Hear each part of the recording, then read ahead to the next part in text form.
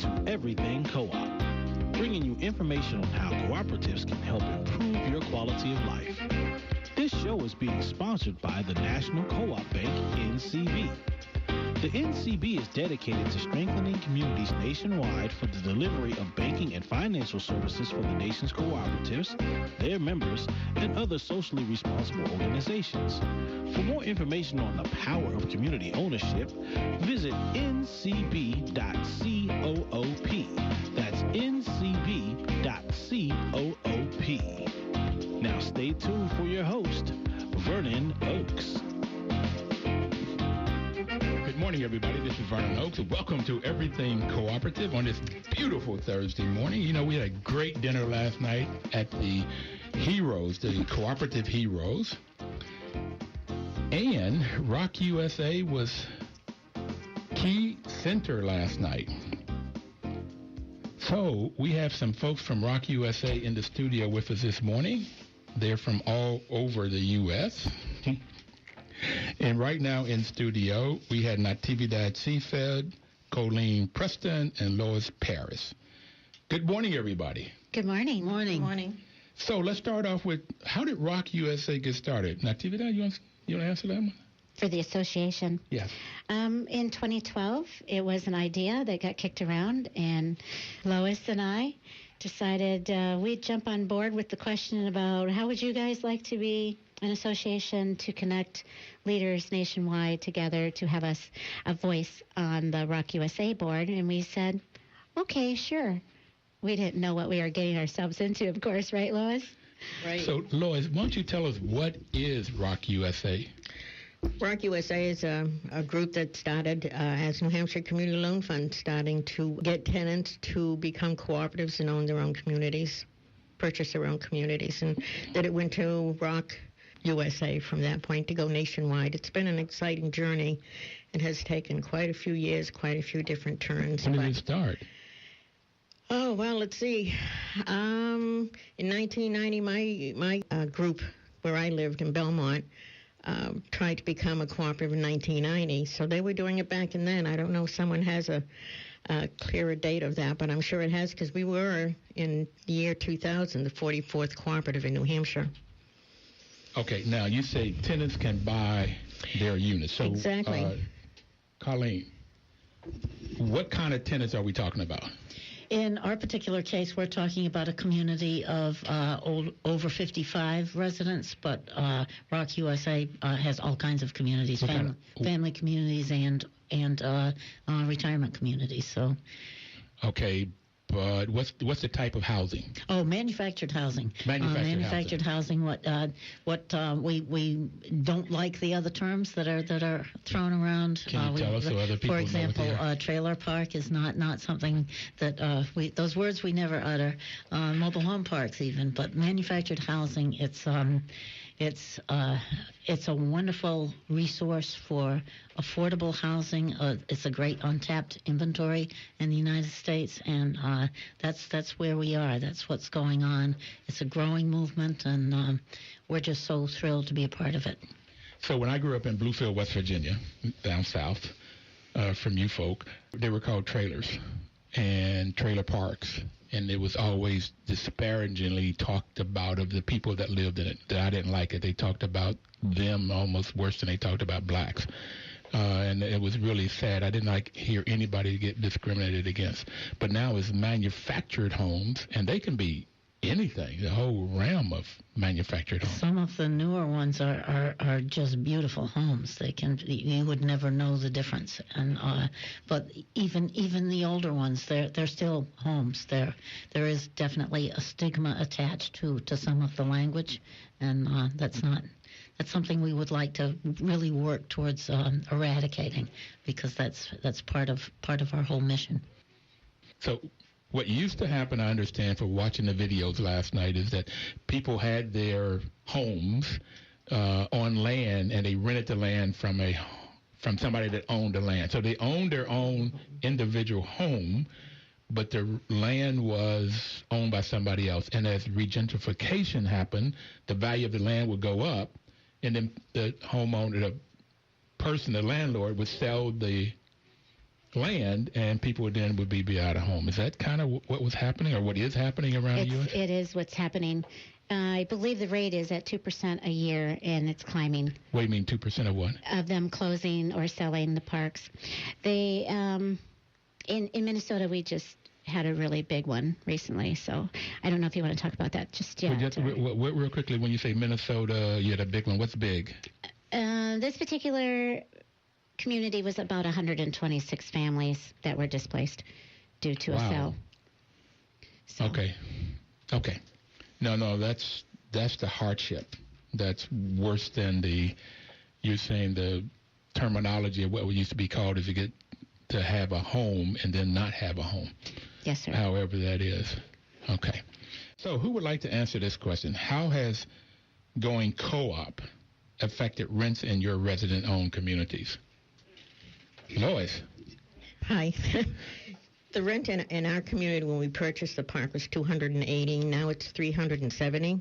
So that's $190 and change, I guess, difference, which probably amounts to about $10 a month. But, of course, these rents didn't go up right away, and it was a gradual thing. But in the meantime, a beautiful new water system with a computerized well house.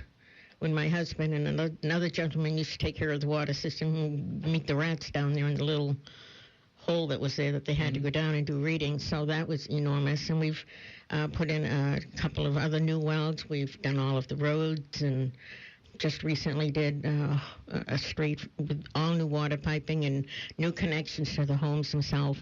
So when you're talking about raising rents, you're also talking about the betterment of the community, because the community owner who's out to make money is not going to do all of that without raising your rents time and time again. Own the land, they could even raise the rent without doing anything. Absolutely, and that was more the case than not. Okay. That was more the case than not. And Lois, where are you from? I'm from Belmont, New Hampshire. Belmont, New Hampshire. How many homes in your community? 111 homes. 111 homes. Natividad, where are you from? Minnesota. How many homes? We have space for 90. Space for 90. Yes, sir. We have about 78 filled right now. Okay. And Colleen, where are you? I'm from Massachusetts, and I'd like to give a shout-out to Cranberry Village in Massachusetts, my home away from home there. We have 280 homes, and our rent situation has been great. When we purchased our park in 2012, our rent was going up 4% a year. That was written into our lease. Since 2012, we have had two modest but very definite rent decreases. Our rent started out... Oh, no, wait a minute. How you had rent decreases? It sounds amazing, doesn't it? No, that's strange. That's unusual. Well, that's unheard of. We're not making a profit. We're a non-profit organization, so we're not pocketing anything. We're just making ends meet and doing significant. This was with significant infrastructure improvements. We put in a whole lot of new septic systems, for example. And, Colleen, can I believe you? You had structural improvements and rent decreases. Yes.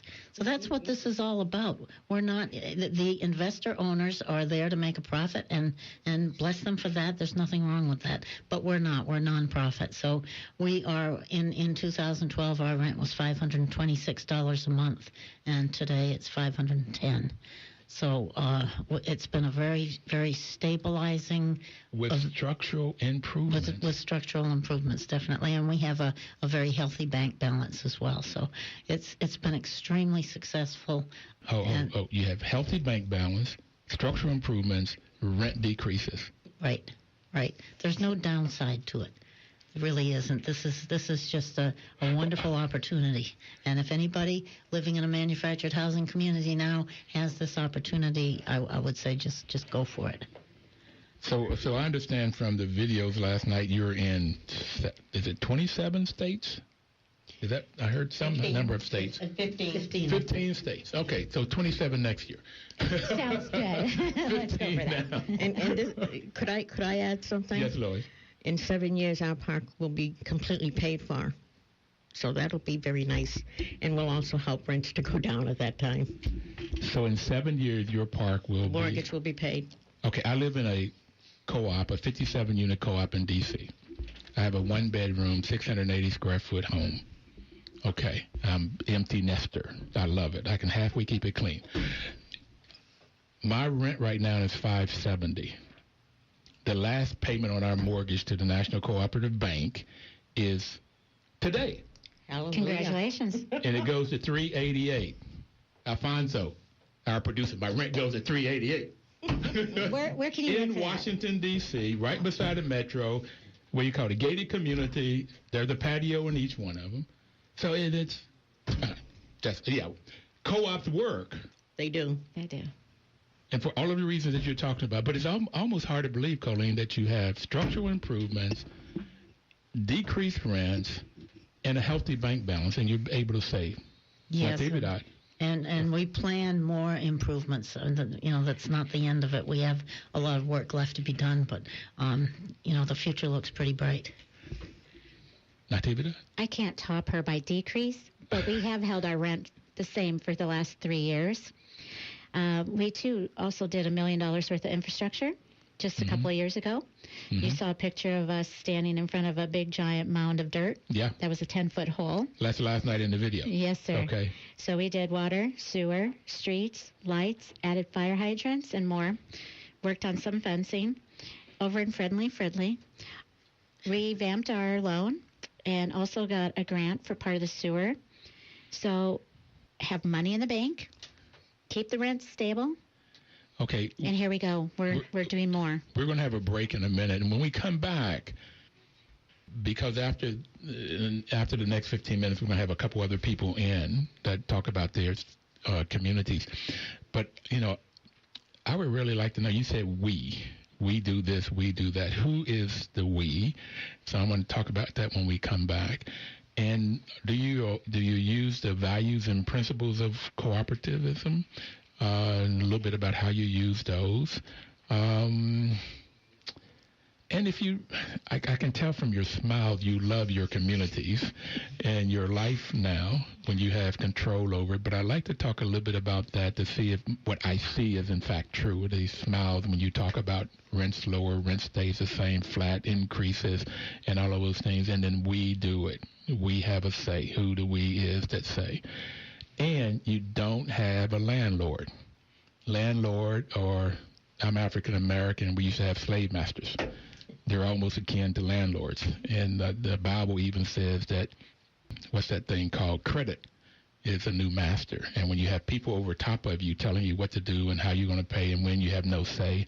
And they can sell the land right up from under you. Mm-hmm. That's the sad part. And you say 2% a year. Don't do it. So we're going to take our first break. We'll be right back, and we'll ask these other questions.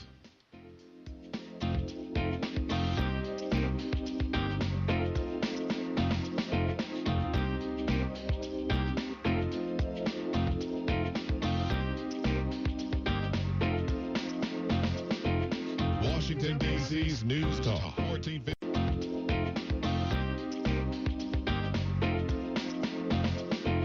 Washington, D.C.'s News Talk, 1450 AM WOF and 95.9 FM. Welcome back, everybody. This is Vernon Oakes. The program is Everything Cooperative, and we have 3 ladies in the studio with us this morning. We're going to break out and have 2 others come in at the next break. But they are all smiles and happy about their communities, which is a part of ROC USA. And Paul Bradley, who is the executive director and president of ROC USA, got inducted into the Co-op Hall of Fame last night for the great work that ROC USA have done. And the spinoff of ROC USA is ROC Association. What is that? Who wants to answer that for me? Okay.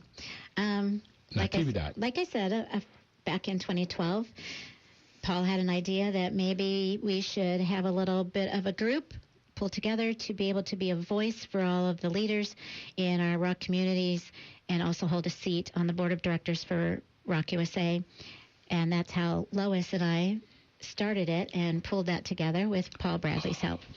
And now the following year in 2013 was the first voting. And we stayed on for our terms. and it's been going ever since and developing. And the excitement of being able to run for this now is growing as well.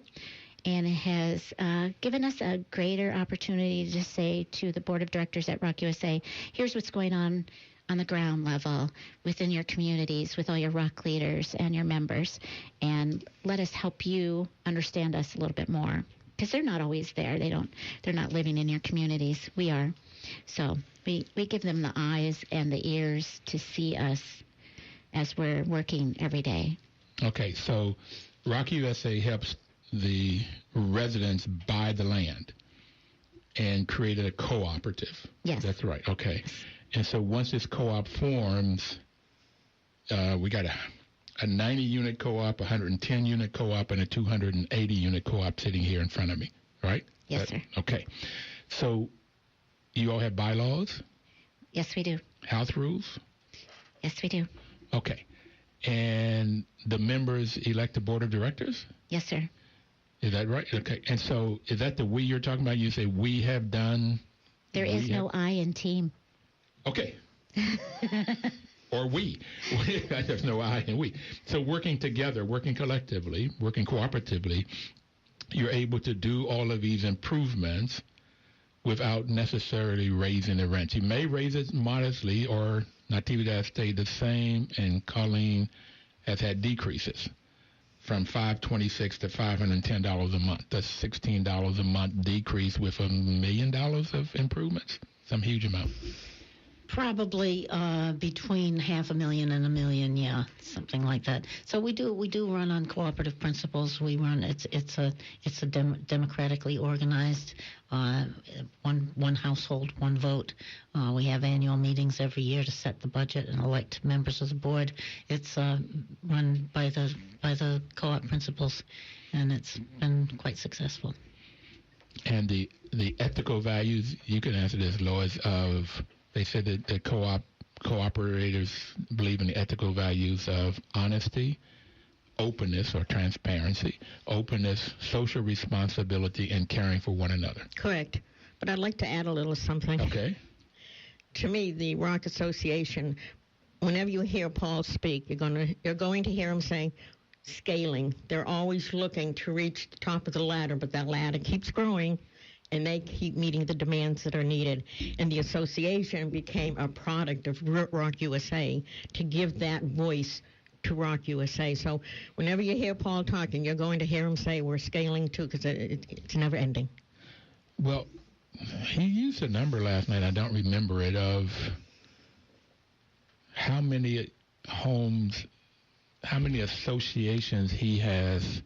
We've converted 220 conversions, and I think that's approximately 14,000 homes across the country. That's 14,000 families. Yes.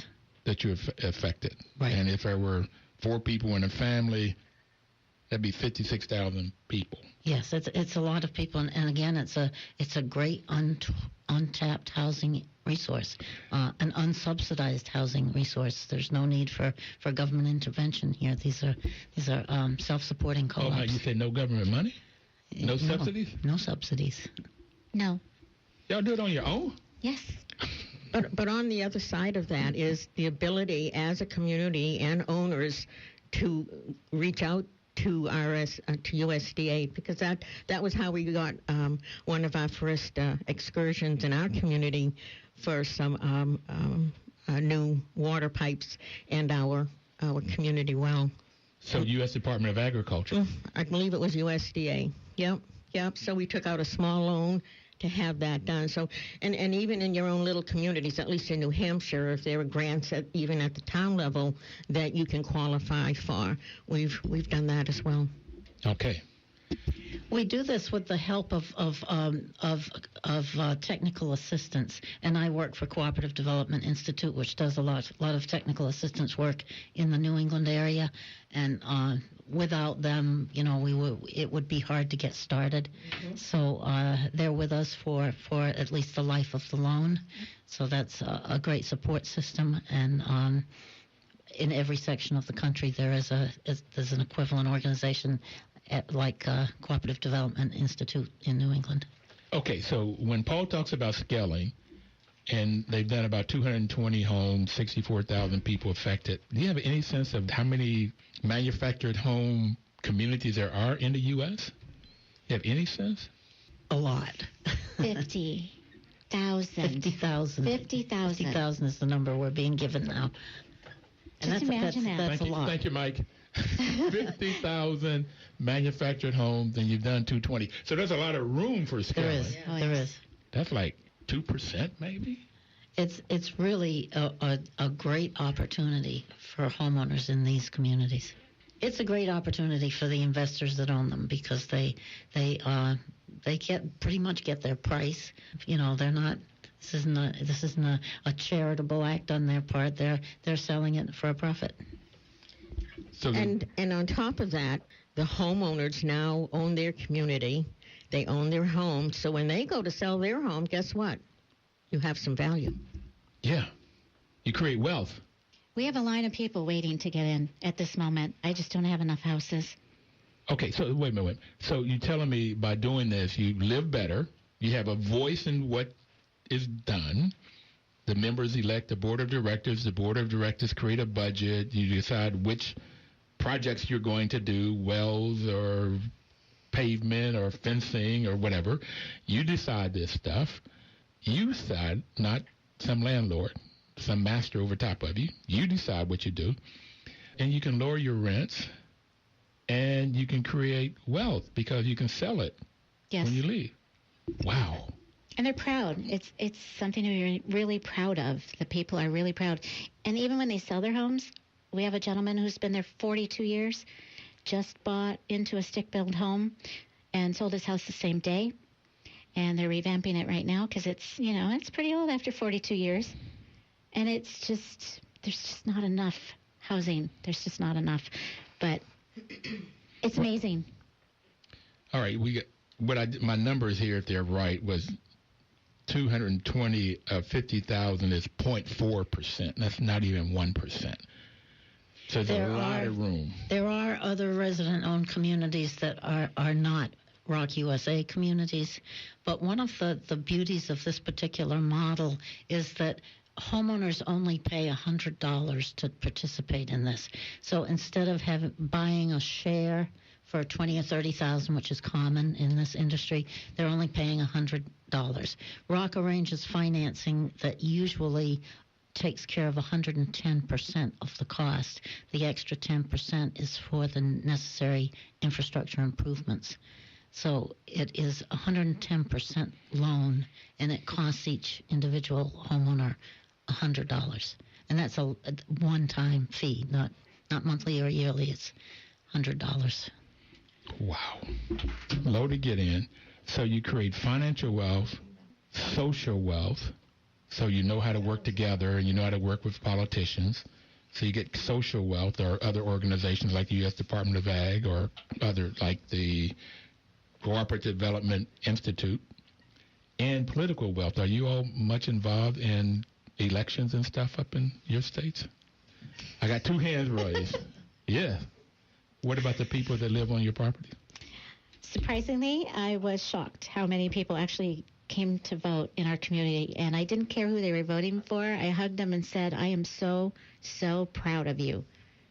Yeah, what I have found on this show, whether it's in Africa or Latin America or the U.S., that folks in co-ops go out and vote because they know the principles of democracy of one member, one vote, so people get informed and go vote. I'm the same with you. It's okay. I don't care who you vote. Well, I'm not sure that's true. Okay. But I do want folks to go out and vote. I really would appreciate that. So that's what you are doing. Any last comments before we change out from the two of you, Lois or Colleen? I just want to say that Colleen's community, sorry.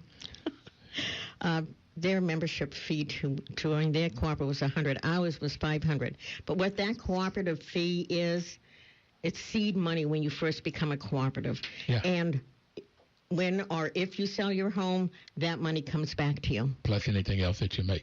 Ladies, thank you. Colleen and Lois are going to be changed out by two others. And please don't touch the dial. We'll be right back.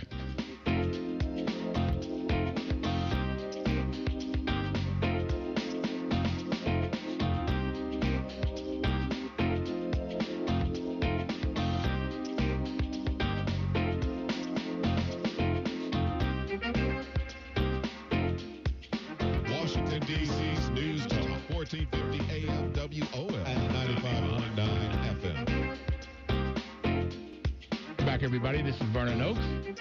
The program is Everything Cooperative, and we have 3 folks in the studio with us this morning, and we just changed up. We have Kim and Lori this back in with Natividad. You know, National Co-op Bank sponsors this program. NCB's mission is to support and be an advocate for America's cooperatives and their members, especially in low-income communities, by providing innovative financial and related services. So has NCB worked with ROC USA? Do you know? Yes. Okay. Wonderful. I can't go any further than that. Okay. I heard it last night. That's why I knew the answer was yes. I assume in innovative financing of these manufactured home communities. Now, are these low-income communities? Ours is. Yes, Natividad? ours is as well. I would say majority of them. Lori, Kim? Yes. Yeah, for the most part, they're all low to moderate income. There are some that are over 55 communities that might not be categorized in that way, but 99% are low to moderate income housing. Okay, but wait a minute. Y'all white folk, y'all don't have no low income. It's only black and Hispanics. Me and Natividad from Mexico. What are you talking about? How y'all low income?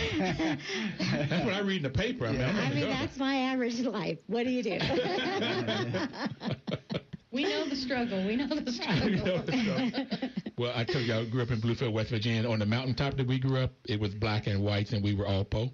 Okay, and so we all played together. So I've known that, but it's amazing what gets in the media and what's played up. So, Lori, tell us about your community. Where are you at? Well, I'm from Kalispell, Montana. Montana? Yes, way out there west. I think cold. Big sky country. Cold and cowboys. And cowgirls. Okay. We have color TV and we've TV. Yeah. In Colorado. Okay. Pony Express has been replaced and with wagons or horses. Okay. with real cars. But yeah, how many units in your? We have 32 units in our cooperative. Okay. Yeah, we became a cooperative in 2010. Okay. So we've had a lot of changes since then. When we became a cooperative, the previous owner, we were in luck. He was real in favor of making an opportunity for us to become a community versus some of them that are being sold out from underneath of us. We didn't have that. We didn't encounter that with our previous owner. So that was nice. And he still keeps in contact with us today and gives us kudos on our improvements and so forth. So that's really good. Like I said, we've made lots of changes since then. When we first started, we had failing sewer, and we got hooked to the city and went through that project. Took about a couple of years to get that all final and done.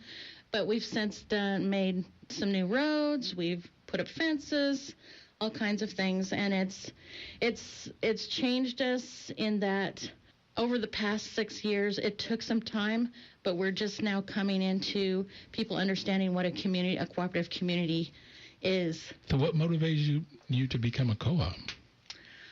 To come to the co-op? Yeah, to become a co-op in 2010. Well, I had just personally moved in right as they were becoming a co-op. Mm-hmm. So prior to that, I don't know how the folks were feeling before that. But okay. So, Lori, has your rents gone up, down, or sideways, or stayed the same? No, our rent, lucky enough, we had been able to keep our rent steady for the last 6 years. We had no rent increases. So. No rent increases. No rent increases. In fact, when we got our sewer project completed, we were able to absorb the cost for that for each of our members and have since without adding that to the rent. So we have water, sewer, and garbage included in a $290 rent. Y'all keep coming up with these strange stories. You did all of these improvements. You got to where your stuff would go down, okay? Yes. Okay. And you got water. You had 33 families? 32. 32 families. And you don't raise the rents? Nope. No, sir. All right. Okay. Hallelujah for co-ops. Yes. All right, and Kim, You still Mr. like- Kim, we got a man in the house with yeah. me. the token male of the group. Hey, where are you at? Where are you? what part of the I'm world? from Goffstown, New Hampshire. Goffstown. Goffstown. G-O-L-F? Goff. Goff. Goffstown. Our cooperative is named Medville Cooperative. It's 301 homes. Very diverse group of folks. I'd say that probably 65%, maybe 70% fall in the category of low to moderate income. It's an over 55 community. We have folks that are retired there and vacation in Florida. They're the west side. I say that jokingly, but the great thing is that the great thing about cooperatives is that we're a community, and you wouldn't know at going to events in our community that there is such a large disparity in terms of affordable income. Yeah, neat. And so over 55. So is it an active community over 55? Yeah, it is a very active community. We take pride in building community. We have over 100 volunteers within the community that help to. As an example, we have a clubhouse where we have 2 nights a week. There's cribbage clubs. 1 night a week there's bingo. We put on about 30 events a year so that there's a social life there for folks that can't afford otherwise to go out on the town and enjoy what's going on. And so we do a lot of food-related activities just because that's my background, and so I kind of push that. So are you on the board, Ken? I am on the board. When I first moved there, I was appointed as treasurer.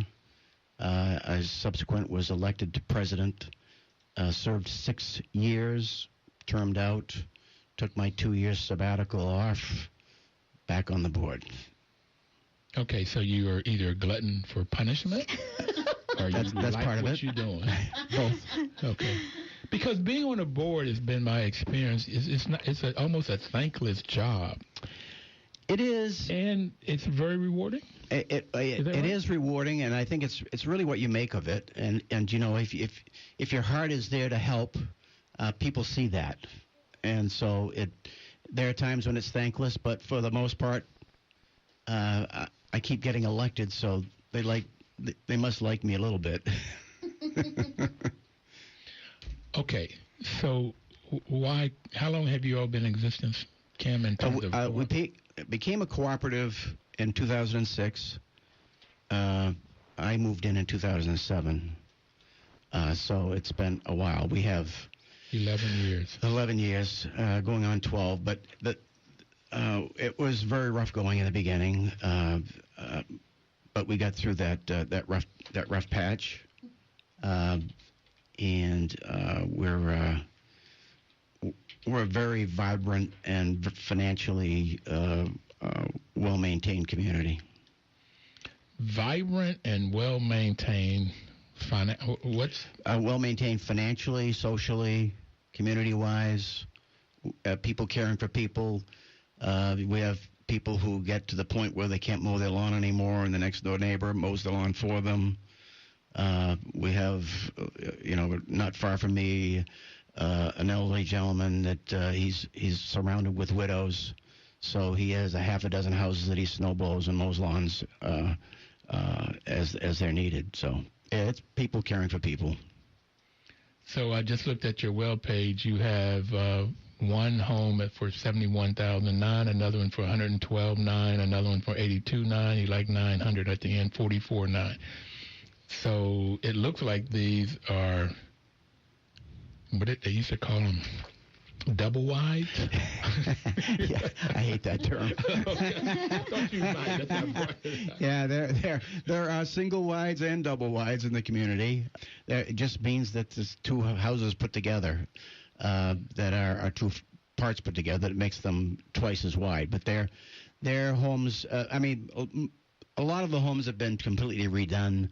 A lot of them you wouldn't tell the difference between that house and any other ranch house because that's what they turn them into. They are ranches. They look. They're a ranch house, and they look. The ones that have been refurbished look the same as any other stick-built ranch house. Okay. So, Lori, what motivated you to get involved in the co-op? So, long story short, in 2008, my husband suffered a cardiac arrest and was not able to work anymore. Sorry to hear. And at that time, we had just purchased what you would call your dream home. Okay. And long story short, we ended up losing that home and having to change our life. Our life took a big 360. Okay. And so what we needed... So that's 2008? In 2008. So you're right in the downturn. Yep. And you bought the house when? What year? The year before, 2007. So you paid high price, and then the market went out. Yep. Tanked out, so you can't get the value out of the house, and then he has a heart attack. Right. Oh, yeah. Right. Yeah. So neither of us could work at that time, so we ended up losing the home. And what we really, really needed was we had some retirement that we could draw from, so we needed to go somewhere where we knew this couldn't happen to us again, and that we could afford to purchase outright. And so we looked all over town, and we came to Green Acres and found a nice little place there and purchased it. And it had not become a co-op yet, but they were just in the process. And they told us about it, and we're like, wow, we're buying into that right now. So this story of what happened in 07, 08 happened in Colorado as well as in Washington, D.C. or New York or Massachusetts, anywhere. The same story of folks having I bought a house in 2007, okay, in Prince George's County. And my wife's dream home wasn't mine. Hers. Phenomenal home. Usually it is. Okay. And she passed in 08. I'm sorry. And it tanked out. It lost half of the value. It went down half. Okay. Because there were some greedy folk that was making loans, mortgages. And I didn't make one of those mortgages, but it all got caught up. It didn't make any difference if you had one of those or not. So that's the other reason I like co-ops and credit unions, is because most of the time people in co-ops make decisions long-term for what's best for the community, not short-term on what's best return on investment for whatever the stakeholder is. Okay, and that's why I love co-ops. So I'm glad you guys, before you all decided, before you went to Green Acres, you needed Green Acres. You needed something green. Yeah. Okay. Yeah. So we moved into there, and it became a co-op, and we were like, wow, this is wonderful. You know, we got some security here. Yep. And we're gung-ho because we'd always taken a lot of pride in our home. So we were gung-ho to take pride where we were at now.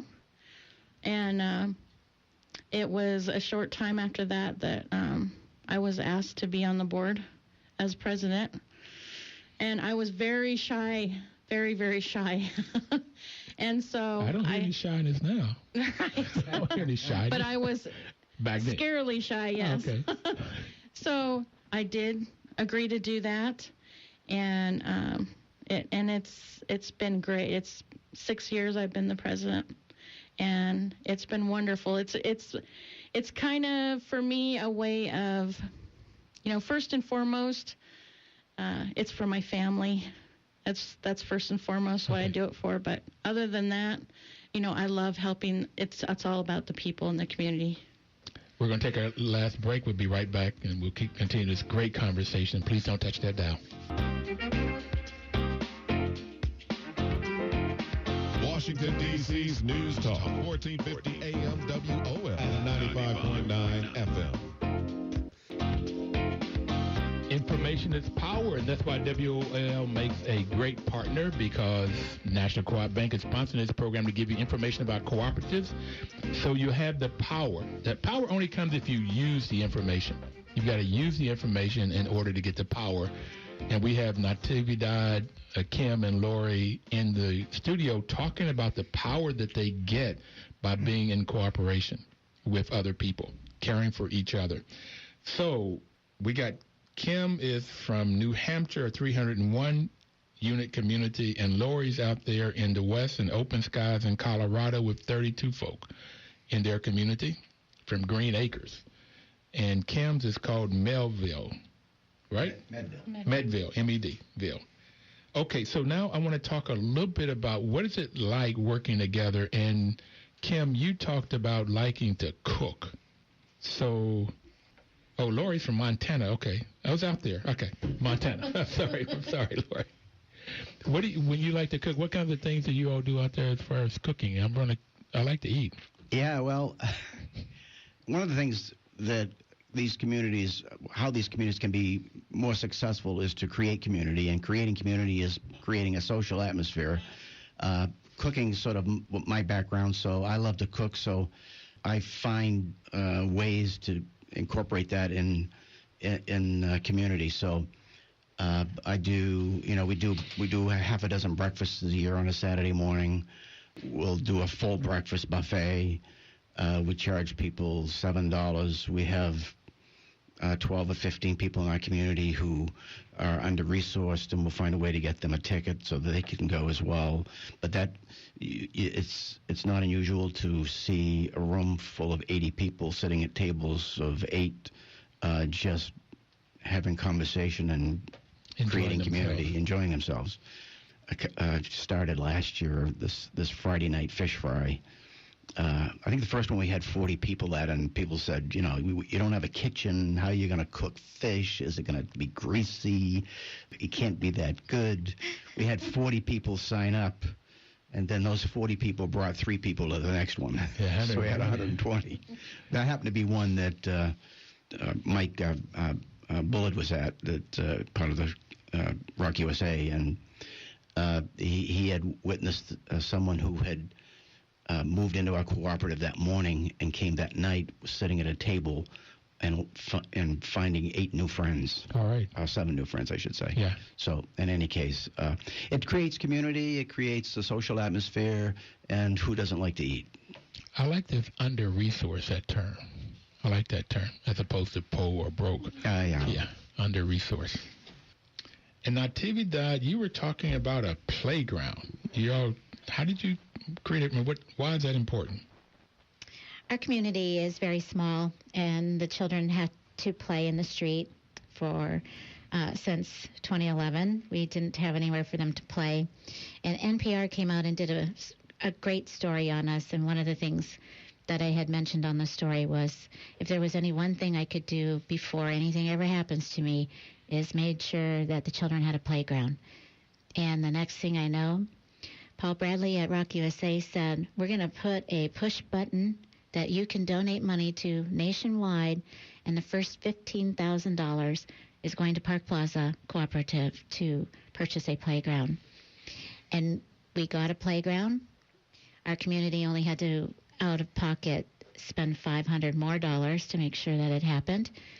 And on August 1st, I believe it's been a year now, the children went to summer school in the morning at 8 o'clock. Shortly after, the crew showed up, and when they got off the bus, did I say a plane?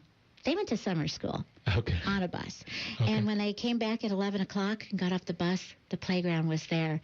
The backpacks went flying, and the children played until we had to kick them out. And they use it every day, and it's been the best thing that's ever happened to us. So now we just got to find some funding to fence it off. Okay, so just tell Paul to hit a button again. Well, we want others to be able to enjoy the button as well. And Lori, you said you're small, Natividad at 90, but Lori's smaller at 32. Do you all have a playground, or you have any events, social events out in Montana? We do not have a playground. In our 32 spaces, we probably only have kids that are in 3 of them, so we really don't have very many kids in our community. Mm-hmm. But we do have a small community center that used to be an old laundry building. So we have remodeled that into a community center. And so we do the barbecue thing through the summer and stuff like that. And it's been a great place to have our meetings, and a lot easier for people to get to there. They're more willing to come when they just got to walk across the street or whatever. So that's been a real real nice thing to have in the community. Okay, now Tivita, I think this is a question for you. How has this co-op mainstream its co-op members in ROC USA across the country? How has this been working? We're talking. We got Montana, New Hampshire, Massachusetts, Minneapolis, Minnesota. Oh, yes, okay. Minnesota. I got the M right. Okay. How's this been going around the country? It's going very well. New Hampshire has the biggest amount, as they keep saying over and over, because they've been around a long time. Minnesota actually only has, I believe, 8 or 9 at this time, and 2 are in the works. And it's spread out all the way into Wisconsin area. So we're not as fortunate as New Hampshire to be so closely together in the same city area. We're the only one in the city of Minneapolis right now, and we would love to see more of that. And in Minnesota, although we're Minnesota nice, our thought on this process of cooperative living in this particular style housing has always been a pushback for the longest time. Pushback from whom? Government, let's say the government. Okay. And now it's changing because our story's been out there, NPR's been out there, our community's been in the paper, we've been on the radio. We're constantly close with our legislator and our senator, Democrat, Republican, it doesn't even matter. We've actually had them visit our community more than once and continue to invite them on a continuous basis because we want them to see how important this is for everyone in the state. And we just recently had a very big closing that was distraught on many different levels beyond belief. And it was on TV, in the paper, and I think that really opened the eyes to everyone in the state to say, why are we doing this to people? Why are we displacing them? The affordable housing level in the manufactured home communities isn't out there enough. We need to talk about it more. We need to show it on TV more. We need change. We need laws changed. We've just managed to pass 2 bills that we'll be able to announce pretty soon, that we've been working on for months and years. Yay, Minnesota. So I think stories, radio, TV, papers, people like you letting us tell our story will help a ton. Well, I really believe that cooperators don't tell the stories. We don't promote. And this is why this program got started, because people just don't know about the benefits of co-ops. And it is wonderful. For everything that you all have all said, Lois and Colleen and the 3 of you all in here, is the benefits. Lower the same rents for 6 years, 3 years, or lower the rents, increase your capital improvements, okay, have community fish fries, okay. But I'm curious, how did you cook them? Outdoor fryers. Outdoor fries. So outdoor fryers. We have a we call a fundraising committee that puts on yard sales and craft fairs and things like that and raise money, and then they donate back to the community. They donated a couple of nice outdoor frylators for me, so having them indoors requires a whole lot different investment. But right. In any case, we cook outside and dine in. Got it. So that gets to another question of best practices. Do you all, by any chance, all of these communities use the same chart of accounts, do the same type of accounting, same type of reports, so you can see what best practices look like? Yeah, well, the great thing about this cooperative movement is that its success is dependent on technical assistance.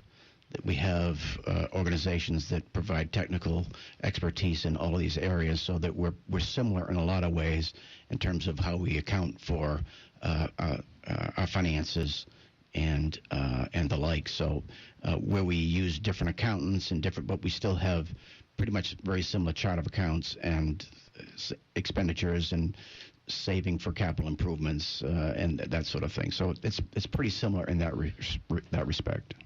Yeah, what I do in day is I do property management. So that's how I learned about co-ops. And that's what I've been pushing is if we could all get the same reports, we could see best practices. We got 30 seconds. Who has final word? What do you want to leave people with? Thank you, Boris. You were a great Uber driver this morning. Just saying. Okay. And we thank you very much for having us on our show and being able to tell our stories. Thank you, guys, for being here. Listen, everybody, live cooperatively. You can go online to ncb.coop to information, or ncba.coop to get information about co-ops. And we'll be back next Thursday. In the process, please live cooperatively, and we'll see you next Thursday. Bye. We got to hurry.